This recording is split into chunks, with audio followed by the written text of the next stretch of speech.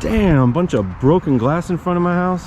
What is up, and welcome back to Toyota Fanatics, everybody. So I've been driving the crap out of the T100 the last few days. It's just been stormy, rainy. So the T100 has just been a good fit, and you can tell by the way it looks.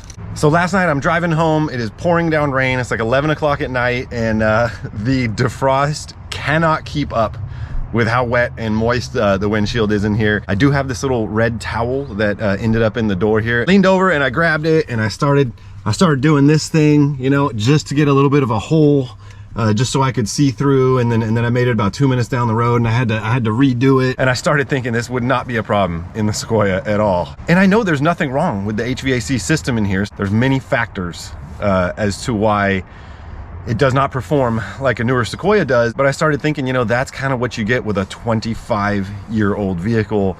And then about 5 minutes down the road, it was probably the coldest driving conditions I've ever been in this thing. I noticed that we're absolutely freezing. So I already know that this isn't a super airtight vehicle. I don't know if you guys can see it, but that steering shaft right there, it's supposed to have some sort of gasket or some rubber thing around it. It's just right open into the engine bay.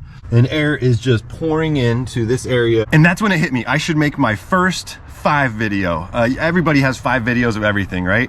5 favorite restaurants, 5 favorite pillowcases, but I don't really mess with any of those 5 videos, but I quickly came up with 5 things that I do not like about driving a 25-year-old truck, and let's go over those real quick. But before we go over those, let's just do a quick update, and I want to show you guys a couple new things I got for the T100 and what's in store, and then we'll jump into the 5. And speaking of getting back to the T100, when I started making YouTube videos, I think it's like a year and a half, 2 years ago. Well, okay, let's back it up. For the last 25 years, in any spare time I am out in the driveway tinkering on a project truck. I have always had them, but I couldn't really share it with anybody except my friends and family. So it was a no-brainer when I decided to start the YouTube channel. It just came naturally to me. I just love working on these trucks. I love everything Toyota. I can just talk Toyota truck 24 hours a day and it still wouldn't be enough. So I make a lot of truck content and Toyota content for you guys, but I can't help myself, and every so often I like to switch it up, like the last video where we won the lottery. I thought that was pretty cool. And then the video before that where I just bashed on Fords, I thought that was pretty cool too. But according to the views, and I don't really get caught up in the analytics or any of that stuff. I really don't care. I just make videos that feel right and people seem to like them. But the numbers don't lie. You guys do not like any videos I make that are not directly Toyota truck, 4x4, Tundra, Tacoma, Sequoia related. And so I pledge from here on out, I'm gonna try and make more Toyota content. Of course, that is the name of the channel, Toyota Fanatics. I get it, but I just can't help. Sometimes I veer off and do these little side things, but you guys don't really seem to like those videos. So all right, we're just gonna do more Toyota truck stuff. I just want you guys to know that I get it. I totally get it. Let's jump into these products right here that I got, and then we'll do the 5 things, and let's do it. I told you guys I have complained about the damn clutch in this thing since the day I freaking bought it. And basically, when you push it in all the way, it likes to sit right there. It doesn't pop up the last little bit. Well, of course now it's doing it, but a lot of the time when you're driving, you have to put your foot behind it and just pull up the pedal real quick. I'm really starting to think that it's actually the clutch master, and as you can tell, that thing's been in there a while. So what is better than buying a brand new OEM clutch master? It is the same part number for T100s, the entire run, 93 to 98. It's 31410. 34012, and I got a smoking deal on this from a friend at the local Toyota dealership. And if you're gonna replace the master, you definitely want to do the you know, it's weird, it's called a slave, and I was thinking that's a pretty weird thing. It says cylinder assembly CR, so maybe they're not calling it a slave anymore. Let me know if you guys know. I didn't know. I thought, interesting. Apparently it's pretty easy to put in. I've never done one of these before. But I'm just gonna go for it. And apparently, if your pedal's not returning to its original position, it's probably good to start with just doing one of these. And we got a new one of these. You can see that is a Japanese product right there. This is a very unique tool right here. I'm not even sure. It says it's a belt sander. I'm not even sure exactly what you'd call it. It's like a handheld sander with an external.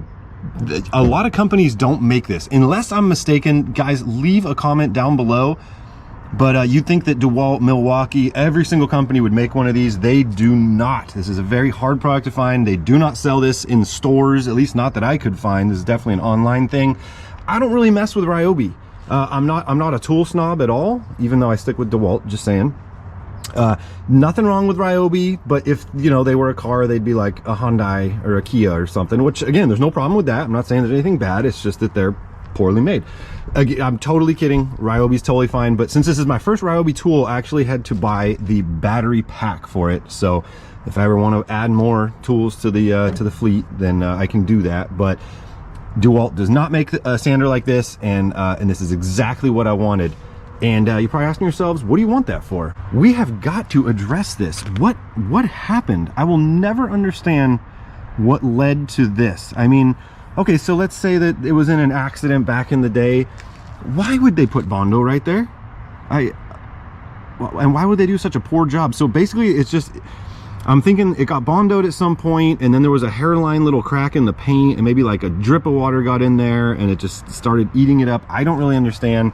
But like, you guys, you know, when they do construction on like a street and how they just kind of like cone off a little, you know, 10 by 10 square and get busy, or like on surgery when they gown the whole person, except there's a tiny little hole where they're working, you know, doing surgery on their stomach or something. Well, that's what we're gonna do right here.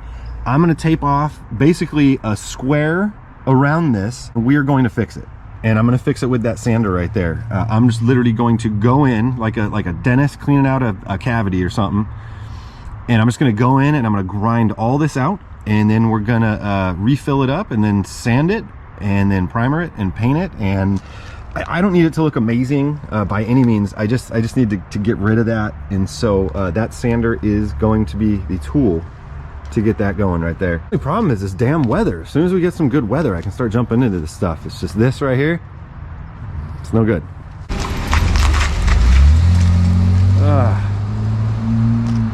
I gotta clean that up. All right, so with no further ado, let's jump into why you guys are here. 5 reasons that I don't like driving a 25-year-old truck, vehicle, whatever it is, 25 years ago, which is weird. Okay, so it's only December 28th, so yeah, it's 24.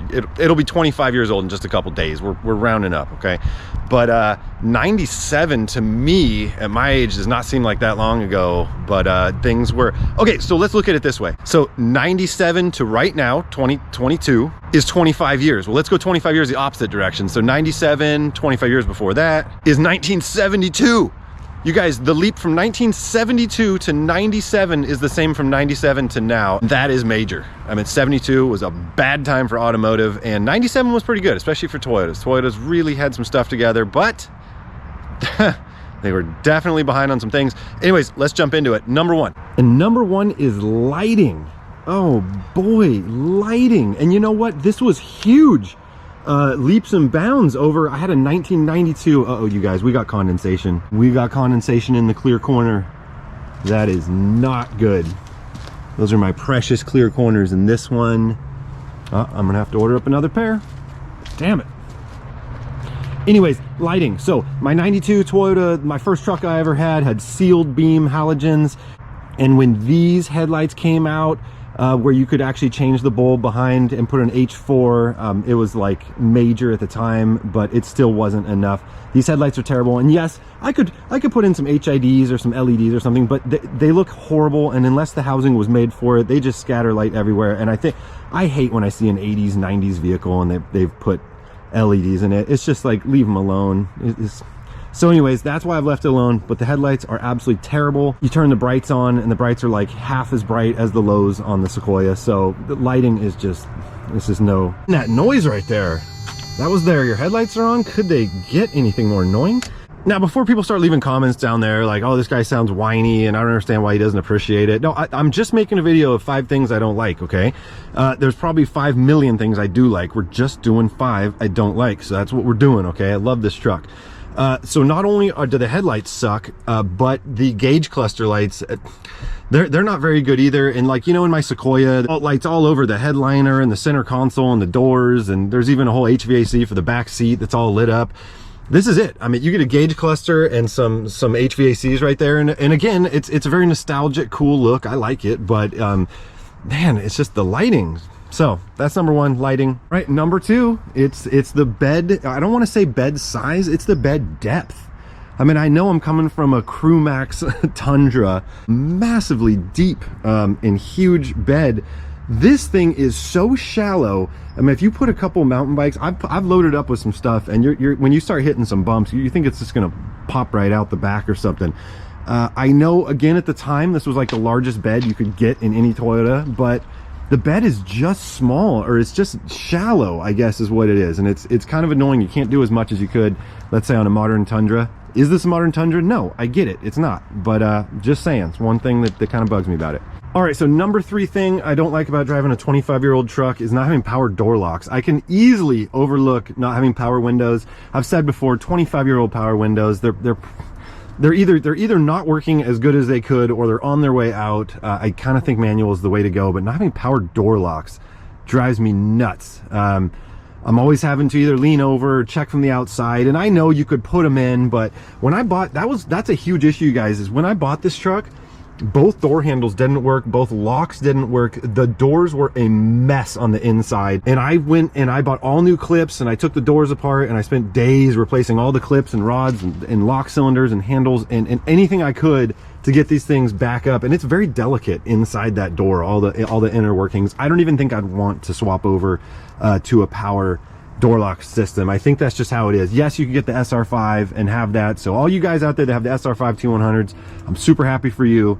But I would love to have power door locks. Again, small creature comfort, but power door locks, super cool. Powered windows, no big deal.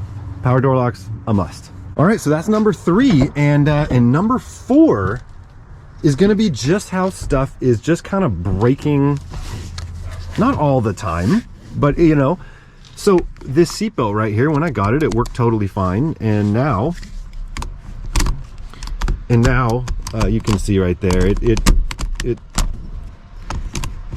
it's just, yeah. So I need to replace this piece right here. It turns out that all seatbelt buckles are pretty much universal. I didn't know that. So I can basically just go on eBay and you can put in tan seatbelt buckle and it's going to bring up a million of these, and I can probably make most any one work, but I'm going to want to have a longer extended one. And it'll work basically from a Tacoma or any vehicle, even a first gen Tundra. I can swap it over, but this seatbelt right now is inoperable. I had somebody in here a couple weeks ago and they went to put the seatbelt on, and basically we had to drive around without them seatbelted. So I had no problem with it. My seatbelt worked fine, my airbag's intact, but a little sketch for them. Basically, I'm just saying, you got to be ready for just little stuff to happen. I mean, you know, I fixed the doors and all that stuff when I first bought it, but a couple weeks later, the window got a little weird. I had to go in there and I don't even know what I had to do, straighten up the track, lube it, just little stuff like that. You're not going to just drive this truck every day nonstop and not have little stuff come up. At the same time, I don't think major stuff's going to come up, so that's no big deal. It'll always get you A to B, but little stuff is just going to break and you're just going to have to deal with it. So that's a 25-year-old vehicle for you. Brings us to our number 1 complaint. Of course, now that I'm filming a video, there is a dude blowing off a driveway over there. It is like the laws of filming YouTube videos. But the number 1 thing I don't like about driving a 25-year-old vehicle is the lack of power. Now, yes, I get it. This thing is lifted significantly. It's riding on 35s. But this thing, I mean, when this V6 first came out in 95 on the Toyota Tacoma, and for 1996 on the 4Runner, it was a powerhouse, 190 horsepower. I mean, that was phenomenal coming from Toyota at the time. But now it has just lost its magic. It moves and it really scoots in first and second, but when you get up on the freeway, this thing is pretty much dead after 50. It just can't even get out of its own way sometimes. So that is my biggest complaint about a 25-year-old vehicle, is just the lack of power.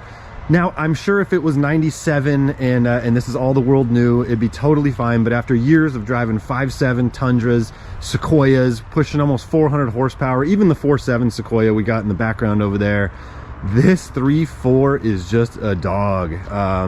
But it's adequate enough to make it work. But I don't like hopping on the freeway in this thing. It just does not.